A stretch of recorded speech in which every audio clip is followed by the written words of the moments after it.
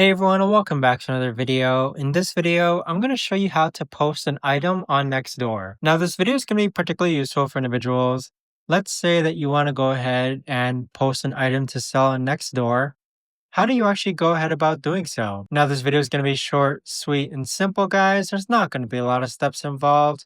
Now, in order to do this, what you're first going to do is log on to Nextdoor, then click on For Sale on the bottom right hand corner. Afterwards, click on Post on the bottom right hand corner, and we're going to go ahead and add some photos. So let's actually try selling this cell phone case wallet here. Click on Done, and then give it a couple seconds, and then we're going to say this is iPhone 17 Pro Max, and then we're going to go ahead and click on Next, set the price, and then click on Post. But that's pretty much it though as far as how to post an item on Nextdoor. If you guys know of a better or easier way to actually do this, let me know in the comments down below. I would love to know.